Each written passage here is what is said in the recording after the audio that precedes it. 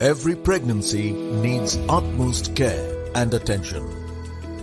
But certain pregnancies need a little extra attention. An Rh negative mother carrying an Rh positive baby is at increased risk of complications. BSV is at the forefront to ensure safe delivery in every Rh negative pregnancy.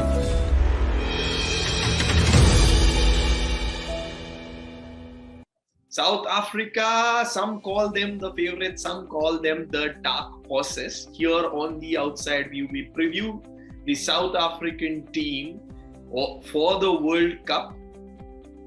My heart may say I want India to win, but my head says it's going to be South Africa's World Cup this time around. I am here with South African full-time captain Dane, Niekerk and Britney Cooper to analyze the South African team.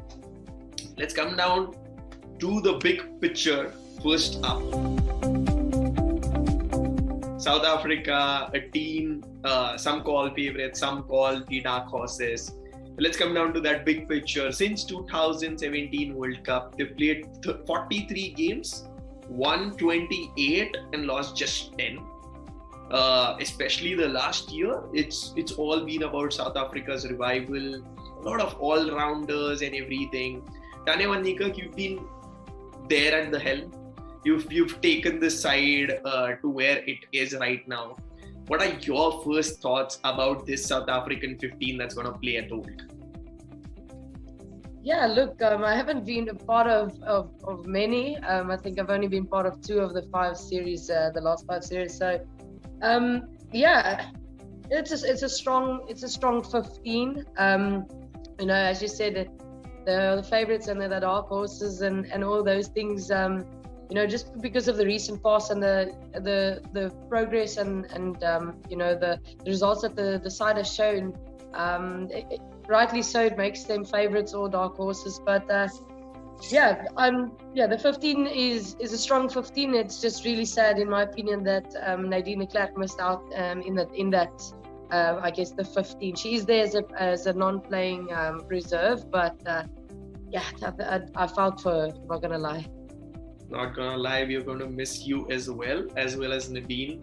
Britney, what do you make out this South African 15 that's going to play at the World Cup? They're already a very strong side, come off back of wins against India, against West Indies, most of the players playing in the WBBL, the 100. So a lot of experience there for South Africa. This South Africa 15 been playing together for, well, I said 18, been playing together for quite a couple of series that they've been successful in. And as you mentioned, 43 games, 28 wins, and they won the last 5 series. And I mentioned that, you know, even within those 5 series, it wasn't always at full strength. So it shows that, you know, a lot of players are now stepping up to the role of seniority and taking over for those who have been absent. So as I say, it's going to be really exciting to see, you know, how they're going to approach and showcase all the talent they have. And I'm really, really looking excited. As I said, they are one of my favorites to win the this current World Cup. I know last World Cup in 2017 it was a heartbreak, but I really know they're going to look to put forward, because I like South Africa, because for me, I think we and West Indies share a similar story in terms of all the struggles we had in the past, and you know, now becoming professional cricketers and stuff, and we've played a lot of series against each other, so we know each other well, and you know we do share that same passion that they have in terms of wanting to see the proceeding in terms of being successful in this World Cup. Everyone wants South Africa to succeed at the World Cup. Dane, you can dodge this particular question. Is Sunil the captain your decision or the selectors? You're putting me on the spot. No, listen, I don't have any say when it comes to that, and I don't think it is my place. Sune has done incredibly well. I've said it so many times. She stepped up. Chloe Tryon, that is my appointed vice captain, has been injured as well. And the way Sune stepped up and led the side, as the results are shown. So, no, I did not have any say. But I did make the comment last week that I was not surprised when they picked Sune. I think it's also, she has been doing it, consistently in my absence. And, to change that now, I don't know if that was in the selector's mind of Chloe was not there, and then, don't really have that experience of captaining the side as such. And Sune has been doing it regularly, and I think that maybe played in their mind with the final decision of still keeping Chloe as the appointed vice captain, but putting Sune at the top. Right. So Sune has been the leader when you've been absent, because whenever you've been absent, Chloe has also been absent in all those. Yeah, you tag team. It's a sad thing. Otherwise, maybe she would have captained. But coming down to Sune Lee's the captain, she's only led South Africa in about 20 ODIs in the last 3 to 4 years. Do you think that inexperience is somewhere going to cause South Africa? No, I'm going to be flat out honest with you, and not being biased. Sune is surrounded with incredible seniors, leaders within their own rights. As Britney mentioned, we've been playing together for such a long time. It's a very close-knit side. Got very smart cricket brains around her, and Sune is a very smart. She's got a smart cricket brain. So, no, I don't think if ever some experience will show, and that's with any captain. You have not been in all the situations, have you? And, Absolutely. I mean, it's the first World Cup. It's not easy. It's different pressures, but I know my seniors very well, and I know that if there's ever anything that's going to pop up, they'll 100% be behind her and back her and make sure that she can lean on them, and that makes for a very good environment, in my opinion. But coming down to Sune Lee's itself, Dane, I have a question. This thing particularly I've observed. I do not have a statistical data to back, but whenever you have been the captain, Sune Lee's the bowler has been used more. Whenever Sune has led the team, she's used herself less as a bowler. Why has that been the case? And are you going to message her that she should be using her leg spinning abilities a bit more, especially in your absence? Yeah, look, I'm a massive fan of Sune. Everybody knows that I'm a massive fan of her skill. I would say, I love leg spin. So, I believe it's a match winner for me. A leg spin is a match winner, and Sune has shown in the past how good she is. And I just feel like it's a sin if she doesn't bowl in a game. She has gone through a patch where she didn't have much confidence, and I can only speak as a captain. I know Hilton was very upset with me at the start of my captaincy career, if I can say that. Said like that is, it's almost like you forget about yourself because you don't want people to feel like, now that I'm captain, I'm just going to bowl myself and it's going to be all about me. So you kind of have a tendency to push other people because you don't want it to come across as if, you get what I'm saying? So maybe that plays in her mind, but also it's just about looking at the role of Sune in the recent past. She moved up the batting order, so maybe her role changed a little bit, where she must focus on her batting a little bit more, and the bowling takes a back seat because Mlaba came in left on spinner. Chloe Tryon is spinning as well.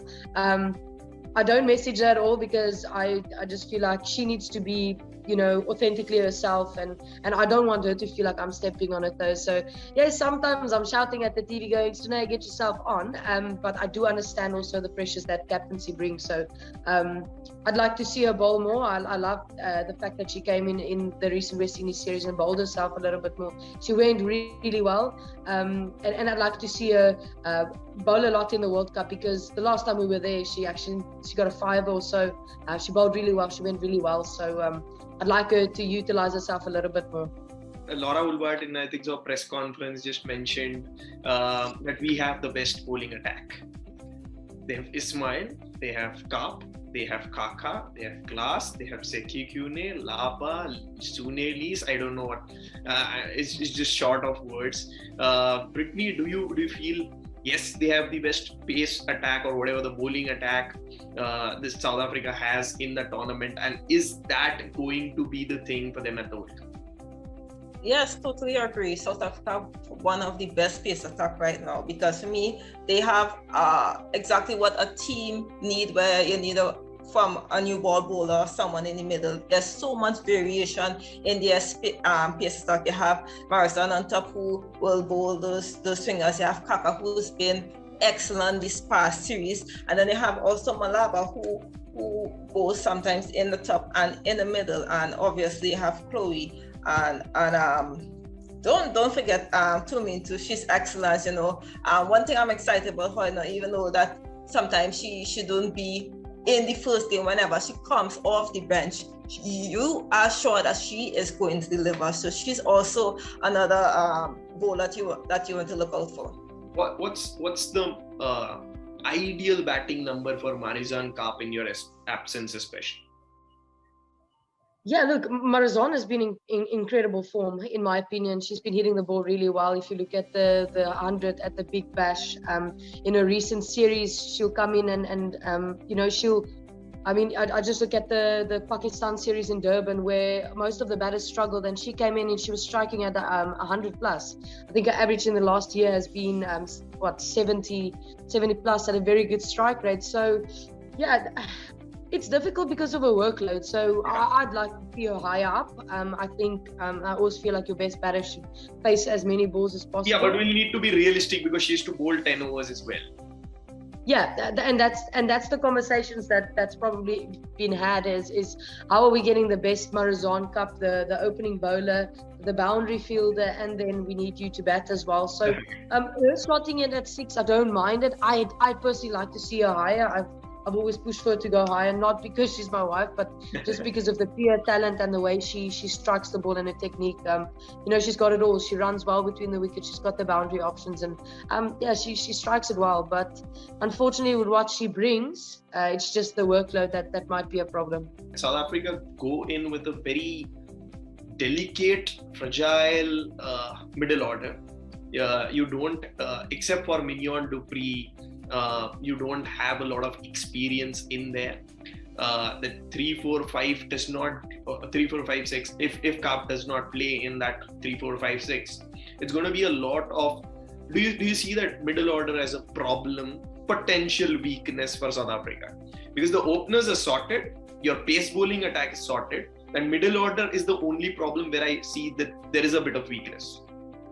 Yes and no. I mean, isn't any team, you know, so we have been reliant on Laura Wolford and Lizelle to give us a good start. And as I mentioned, I just think that was the only area, if I look at the makeup of the side, was the number 3 spot. Because again, Sunay has done incredibly well. She's made the number 4 spot her own, you know, and ideally would have been Wolford, Lee, Van Niekerk. But because of me not being there, Sunay jumped in there. So I would say it can be a weakness, but if the selectors play it smart, it shouldn't be. I don't think it should be. I just think Gurul needs to understand what her job is within the side, and I think sometimes she gets too caught up in trying to score runs the whole time. You know, she needs to play a shot the ball type of thing, instead of giving herself the opportunity to actually to do that. So if Gurul comes in, I just like to see herself, you know, to see her give herself a little bit more time and give herself the opportunity and earn the right to score runs, and not you know, take up too many balls and then get frantic and then put pressure on the middle order.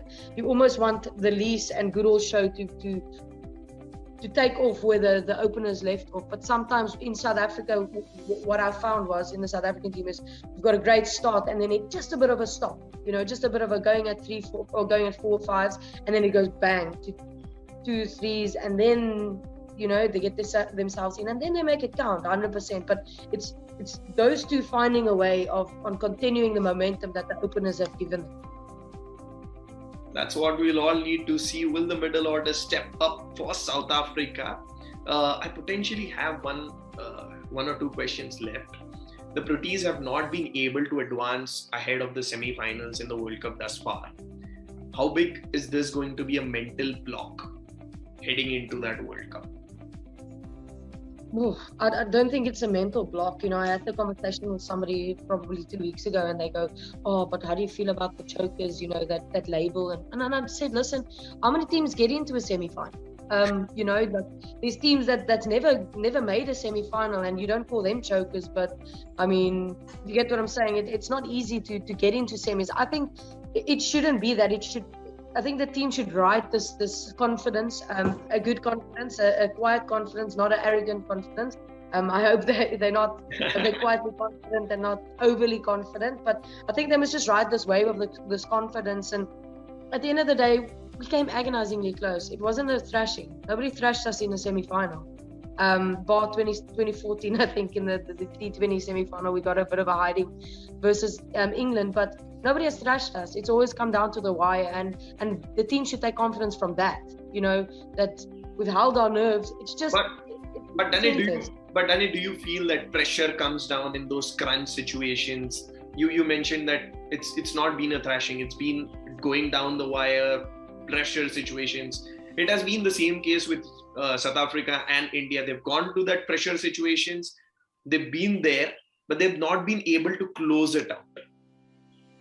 Yeah, I think with the experience, I reckon, with the experience in the past, having experienced that, I would hope that the seniors have learned from that and don't see that as a pressure situation, but an opportunity to obviously change the fortunes of I guess our luck at semi-finals. And it's a good point that you make, but I just think if you think too much about that and you think it maybe is going to cloud the team's mind when it comes to that, I think it should just be seen as another day, another game, and another opportunity to execute. Because the moment that the South African team execute, they're going to beat everybody, and they can beat anybody in the world. But I think, as you mentioned, it's just that crunch moments where it just turned to the other team. Look at the semi-final in 2020. Chloe Tryon gets a full toss. I said to her, 9 out of 10 times you hit that out the box. There we win.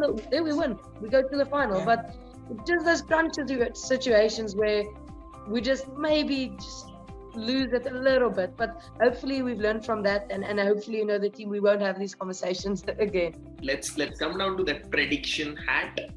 I know Dane is going to say South Africa is winning the World Cup. You want to add something there, Dane? No, I don't. I wholeheartedly believe that this team has the potential to win it. So my prediction is going to stay with them. So the World Cup is coming to Dane's home. What's your thing, Britney? Where do you see South Africa finish in this top? I have to agree with Dane. I know I'm going to get a lot of points for agreeing to say that South Africa is going to win the World Cup. I'm just requesting the video person that when this thing comes out, put a trophy next to Dane's video so that people can see that the trophy is there at their home. Yeah. No, because as I say, South Africa is the team to beat. Understand? South Africa is the team to beat if you want to win the World Cup, right? So a lot of team I'm gonna look as okay. You used to think that once you beat New Zealand or once you beat Australia, you think, or England, that would be the end of it. But the way South Africa cricket has improved, they are not a walkover team anymore. And as I said, they have this attitude and positive thing about them that it just makes you exciting to watch them play cricket. And that's, even though they played against me in West Indies, just sitting on the bench or even on the field, that the way that they approach your innings or approach your game is really exciting to see. I don't know, I'm really looking forward to see how this World Cup play out for them. Let's come down to the playing 11s. Let's come down to the captain. Captain, what's your playing 11? Yeah, it's a difficult one for me because obviously I always have my captain's cap on, and I'm going that if this is not there and then that is not there, but I'm just going to go full on the most obvious, I guess, 11 that anybody can think of, and I'll say it in batting order. It'll be Lee Wolford, Goodall, Lees, Duprier, Cup, Tryon. The only mashup for me is I'll go Chetty ahead of Yafta just because of experience, and I mean Chetty has been our keeper for forever, so and obviously with her batting experience as well, I think it's invaluable, and what she gives behind the stumps. Having said that, Jafta did an incredible job against West Indies. I cannot take that away from her. She's been incredible, and she's coming into her own really well. Just depends on Chetty's back. I assume she pulled up with a bad back in the previous series. So I'll go Chetty, Ismail, Kaka, and then this is a difficult one for me because I'll still go Klaas in those conditions. But Mlaba, very unlucky to miss out, unless they want to put Mlaba in and take Goodall out and move everyone up to get that extra spin. That is where the captain's going to be key, because you don't have that extra spinner. Don't have that extra spinner, you're going to be the frontline spinner. Skip. That's the 11. Dane Niekerk predicts South Africa will field in their first game. Britney, do you agree with that? Do you have any changes? No, I think she took a peep at my notes and selected the same team.